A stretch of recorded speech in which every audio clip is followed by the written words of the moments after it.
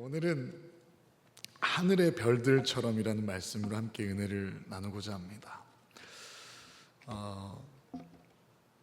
부흥의 시기를 지나서 이 기독교는 그리고 교회는 쇠퇴하는 시대를 맞이했습니다. 어느 교회를 가든지 사실 부흥하는 교회보다는 더 쇠퇴하는 교회들을 많이 보게 될 것입니다. 교회뿐만이 아닙니다. 학교와 학원, 어린이집, 사람들이 모였던 모든 곳들은 지금 감소하는 세대 앞에 쇠퇴를 맞아가는 시대를 우리는 살아가고 있습니다. 부흥의 때를 기억해 본다면 저는 저희 성도님들의 세대가 참 복받은 세대라고 생각하고 또 부럽습니다. 왜냐하면 그 예전에 저는 어렸을 때라서 기억이 잘 안 나지만 하나님을 찬양하고자 하는 그런 뜨거운 마음으로 거의 제 기억이 맞다면 길거리에 천막 같은 거 하나 쳐놓고 막 북치면서 밤새도록 찬양하면 막 사람들이 막 가득 차고 모여서 뜨겁게 찬양하고 기도했던 때가 있었고, 개척을 하면 어떻게 하나님의 기쁨이 될 수 있을까 그렇게 기도하고 고민하는 주의 자녀들이 함께 모여서 든든히 교회를 세워가는 것이 인생의 자랑이요 또 우리 신앙의 또 증거가 되는 그러한 고백으로 교회가 정말 든든히 세워져 갔던 그러한 시대와 세대가 있었습니다. 그리고 조금 지나 어쩌면 제가 목회를 하는 이 시대는 그 부흥의 시대를 지나 쇠퇴하는 시대를 맞이하게 되었죠. 그래서 많은 교회들이 이단으로 팔리기도 하고 요양원으로 그 건물이 매입되기도 한 요즘입니다. 그리고 저의 자녀나 제 후배 정도에 되는 세대가 앞으로 목회하게 될 때면 정말 많은 교회들이 합쳐지거나 교회의 목회자 또한 부족해지는 시대가 올 것입니다. 많았던 목사님들도 줄어들고 목사님이나 장로님이나 성도들도 다 함께 줄어가는 시대를 맞이하게 되죠. 또한 기억해 본다면 그 부흥의 시대는 경제적으로는 어려웠던 시기였지만 함께 더불어 살아가는 기쁨을 누렸던 시기이기도 합니다. 한 사람이 못할 일을 누군가가 요청하거나 교회가 해내야 된다면 한 명이 못할 일을 두 명이서 할 수 있음에 감사하고 자연스럽게 3명, 4명을 끌어오던 그러한 시대가 바로 제가 어렸을 때 혹은 저희 장로님들이 청년의 때 그러한 시대였을 거라고 생각이 됩니다. 만약에 한 사람이 들지 못할 바위를 지금 다음 세대 중고등부 친구들에게 옮겨보라고 한다면 바로 포크레인한테 전화를 하거나 못합니다 라는 그 명백한 이유를 말하겠지만 예전에 그 바위를 옮기라고 하면 자 모여봐 부터 시작하지 않았겠습니까? 서로 모여서 하나 되어 힘써 일하던 그 시대를 지나서 개인주의가 더욱 극명해지는 그러한 시대가 포스트 모더니즘을 통하여 우리에게 찾아오게 되었습니다. 또 의학과 의술이 발달해서 유전자 복제는 이미 오래전 일이고 사람과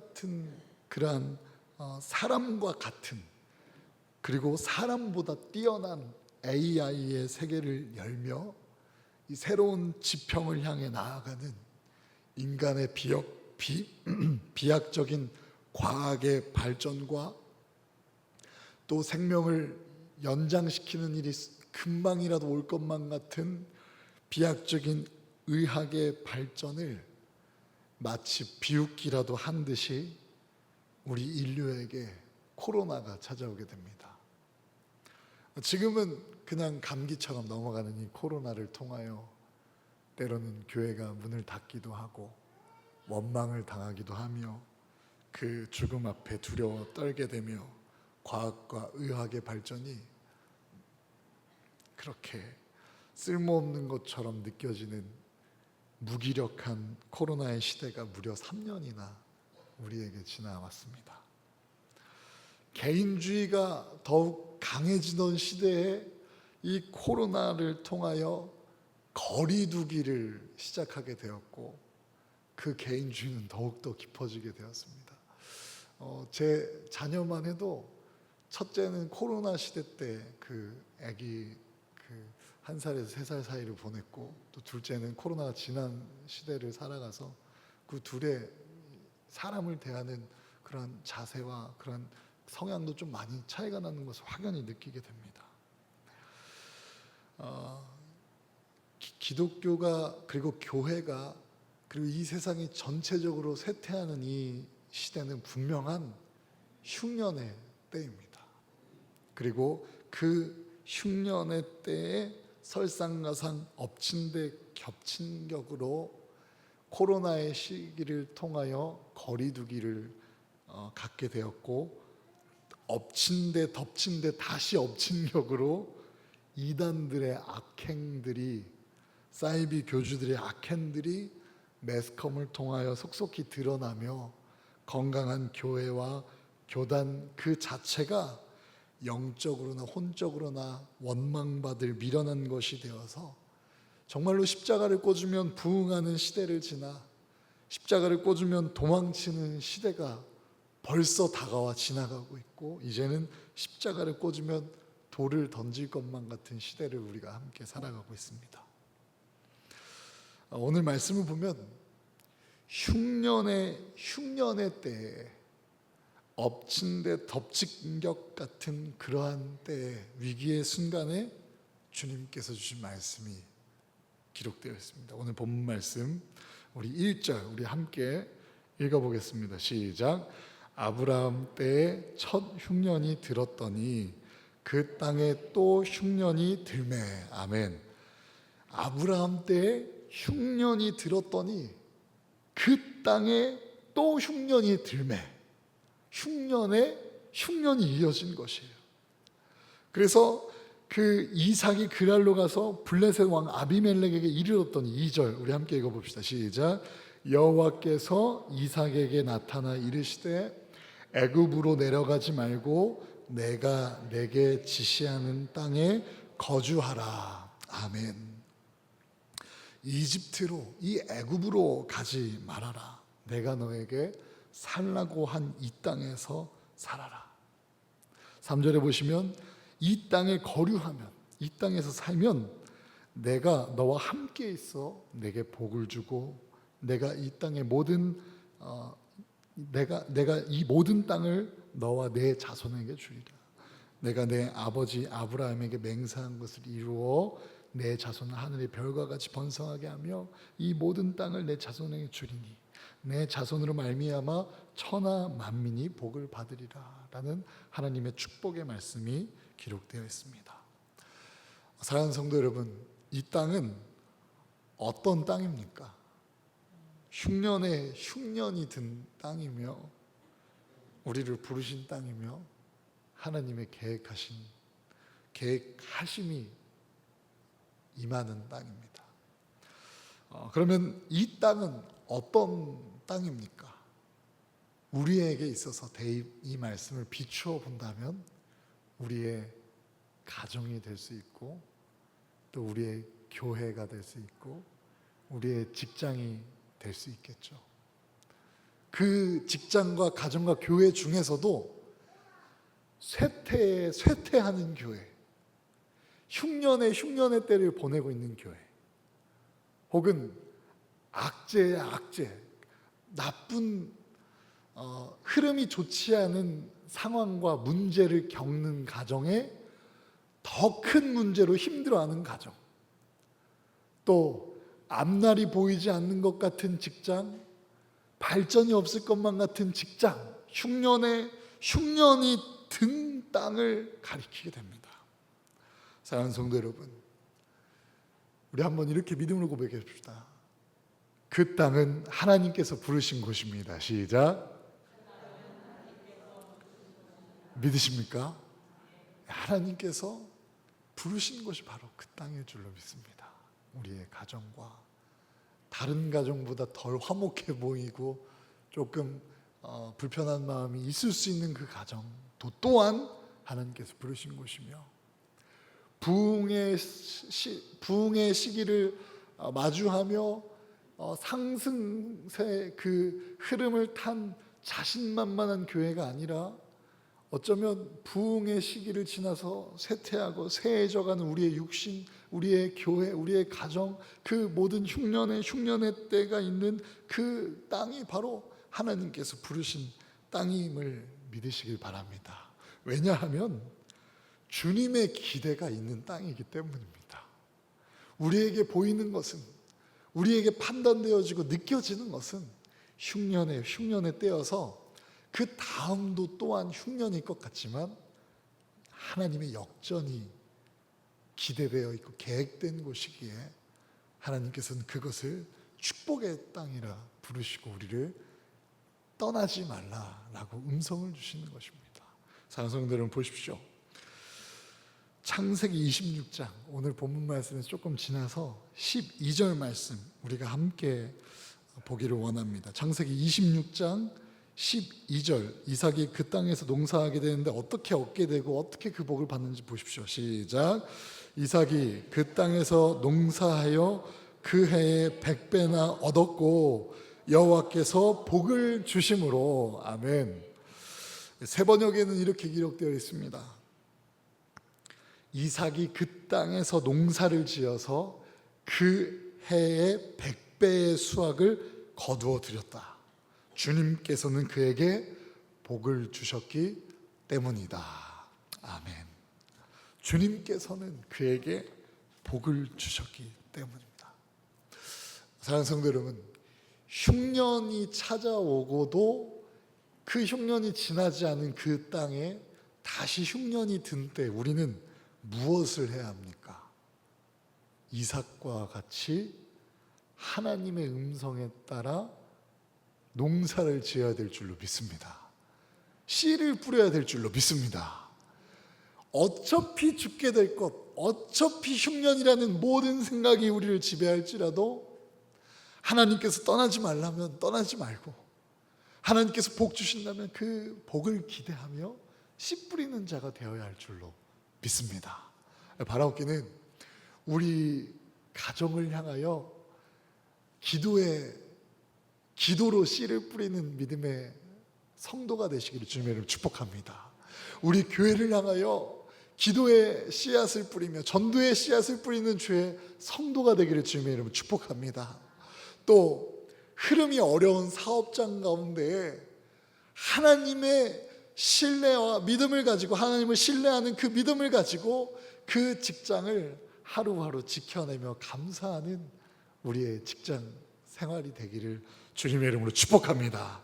하나님의 말씀대로 그곳에 우리가 순종하여 남아서 농사를 지기 시작할 때, 그 역전을 계획하시는 하나님의 음성에 따라 그 역전에 참여할 때 우리는 더 이상 이 복을 받는 존재가 아니라 어떻게 됩니까?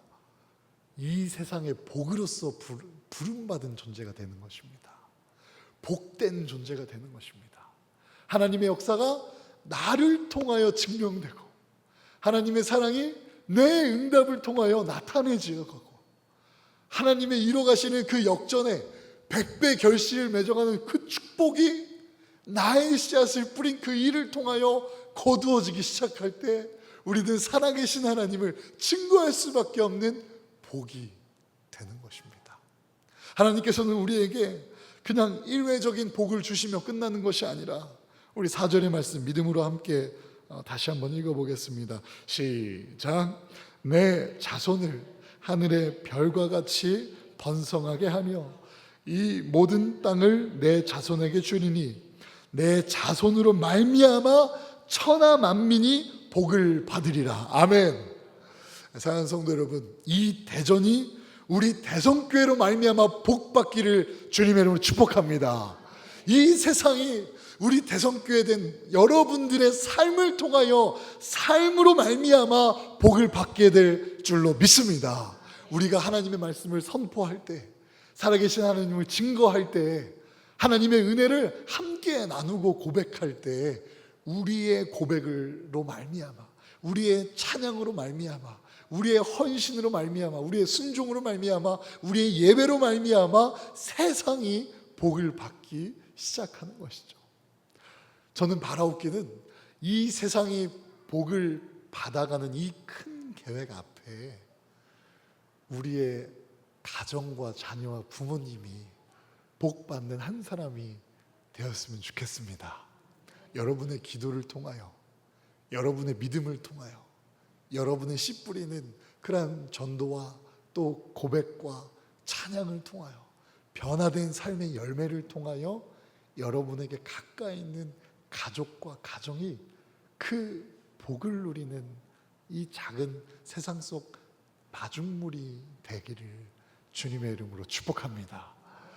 사랑하는 사람의 가장 좋은 것을 주고 싶지 않은가요? 제가 일전에도 고백했던 것처럼 어느 날 중고등부 수련회 후에 그 수련회를 지나고 한 여자 중3 친구가 왔는데 어찌 교회 왔냐고 이렇게 새 친구와 대화하고 이렇게 교제를 하면서 들어보니까 그 친구의 오빠가 고3이었고 그 고3의 오빠가 예수님을 만나서 이 바뀔 수 없는 인간인데, 철들지 않을 인간인데 예수님 만나고 거룩한 삶으로 바뀌어가고 눈빛이 달라지고 또 삶을 살아가는 그 태도가 바뀐 것을 보게 되니까 예수님이 정말 계신가 보다 싶어서 교회에 나왔다라는 고백을 듣게 되었습니다. 바라옵기는 우리 대성교회 우리 성도님들의 자녀들과 우리의 부모님들과 친구들과 이웃도 또한 살아계셔서 역사하시는 하나님을 나타내는 우리 성도님들의 삶으로 말미암아 그 복의 시작이 이곳에 올 수 있는 이유가 되기를 주님의 이름으로 축복합니다. 정말 이 세상이 인정할 수밖에 없는 그러한 선한 모습이 예수 그리스도를 품은 우리의 삶에서 나타나게 됨을 믿으시길 바랍니다.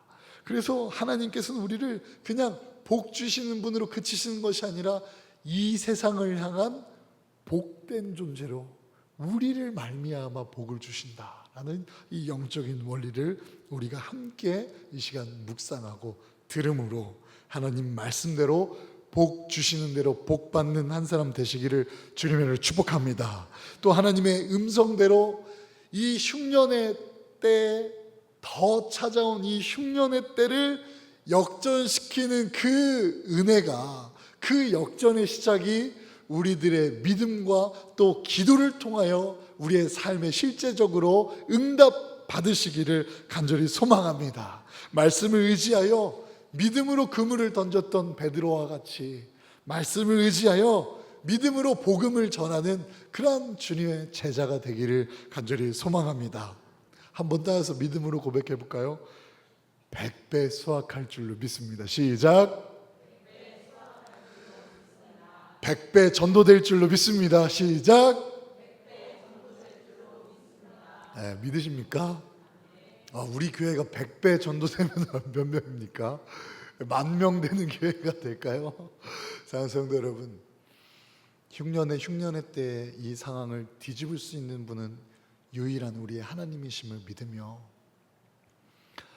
이 가뭄과 흉년의 때에 풍년을 불러오는 것을 나아가 100배의 축복을 주신 하나님을 함께 전하며 이 좋은 소식을 증거하는 축복된 삶, 그리고 복된 삶이 되시기를 간절히 소망합니다. 갈라디아서 6장 9절의 말씀입니다. 제가 읽겠습니다. 우리가 선을 행하되 낙심하지 말지니 포기하지 아니하면 때가 이름에 거두리라. 아멘. 네. 우리가 선을 행하되 낙심하지 말지니, 절망하거나 포기하지 말지니, 포기하지 않고 절망하지 않고 인내하며 그 때를 기다릴 때 거두는 기쁨이 우리에게 주어질 줄로 믿습니다. 그리고 이 거두는 이 일을 통하여 열매 맺는 이 일을 통하여 100배의 결실로 하나님께 영광 올려드리는 우리의 삶이 되기를 간절히 원하고 바라고 기도하기를 소망합니다. 우리 함께 그 능력의 주님을 의지하면서 이 비준비하시니라는 찬양이 있는데요, 이 찬양의 가사는 이와 같습니다. 우리 주는 위대하며 능력이 많으시도다. 그의 지혜 무궁하며 인자는 영원하도다. 상한 자들 고치시며 상처를 싸매시도다. 별들의 수를 세시며 이름을 붙이셨도다. 그가 구름으로 하늘을 덮으시며 땅을 위하여 비 준비하시니 예루살렘아 여호와를 찬송할지어다.